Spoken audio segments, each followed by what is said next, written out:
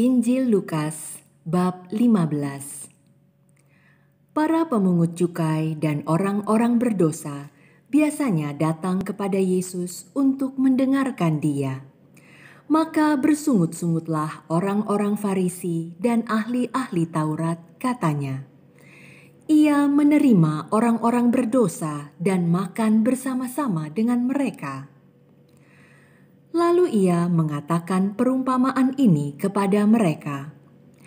"Siapakah di antara kamu yang mempunyai 100 ekor domba, dan jikalau ia kehilangan seekor di antaranya, tidak meninggalkan yang 99 ekor di padang gurun dan pergi mencari yang sesat itu sampai ia menemukannya? Dan kalau ia telah menemukannya, ia meletakkannya di atas bahunya dengan gembira, dan setibanya di rumah, ia memanggil sahabat-sahabat dan tetangga-tetangganya serta berkata kepada mereka, 'Bersukacitalah bersama-sama dengan aku, sebab dombaku yang hilang itu telah kutemukan.' Aku berkata kepadamu, demikian juga akan ada sukacita di sorga, karena satu orang berdosa yang bertobat, lebih daripada sukacita karena 99 orang benar yang tidak memerlukan pertobatan. Atau perempuan manakah yang mempunyai 10 dirham, dan jika ia kehilangan satu di antaranya, tidak menyalakan pelita dan menyapu rumah serta mencarinya dengan cermat sampai ia menemukannya? Dan kalau ia telah menemukannya, ia memanggil sahabat-sahabat dan tetangga-tetangganya serta berkata, 'Bersukacitalah bersama-sama dengan aku, sebab dirhamku yang hilang itu telah kutemukan.'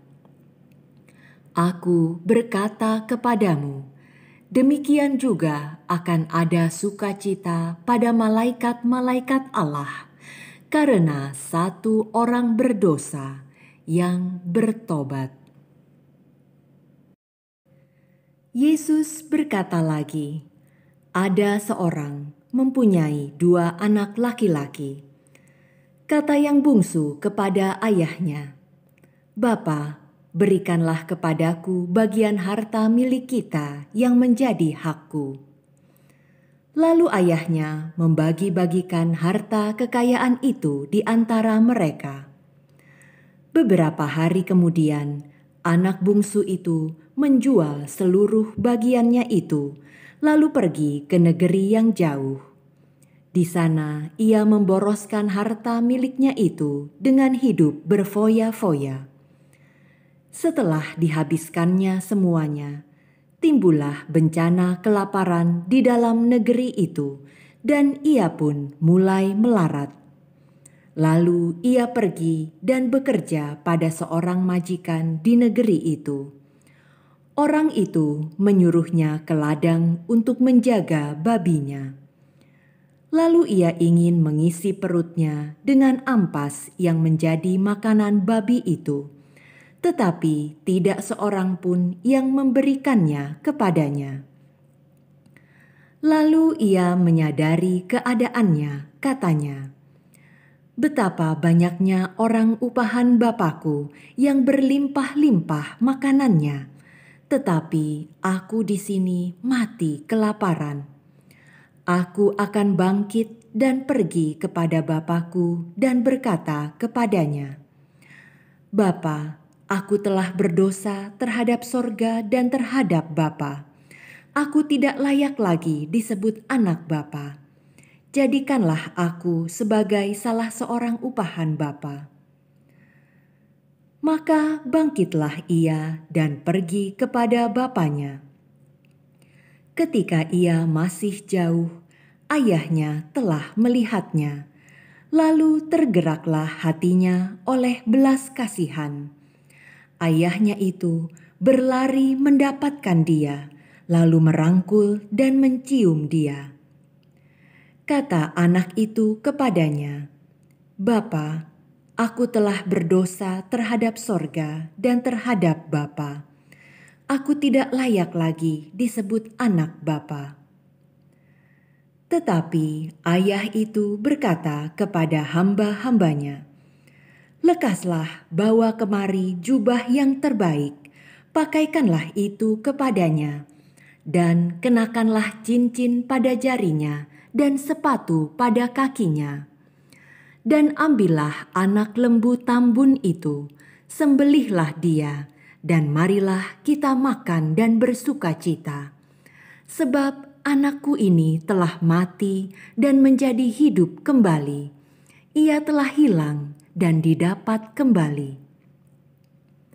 Maka mulailah mereka bersukaria.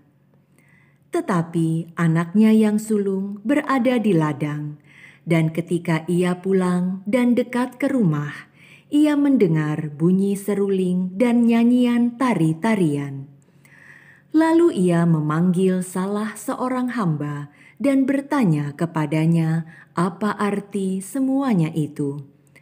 Jawab hamba itu, "Adikmu telah pulang kembali, dan ayahmu telah menyembelih anak lembu tambun, karena ia mendapatnya kembali dengan sehat." Maka marahlah anak sulung itu, dan ia tidak mau masuk.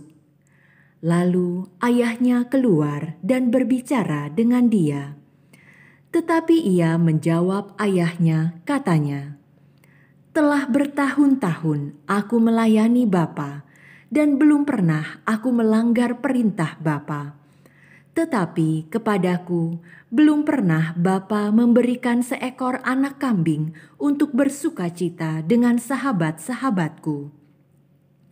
Tetapi baru saja datang anak Bapa yang telah memboroskan harta kekayaan Bapa bersama-sama dengan pelacur-pelacur.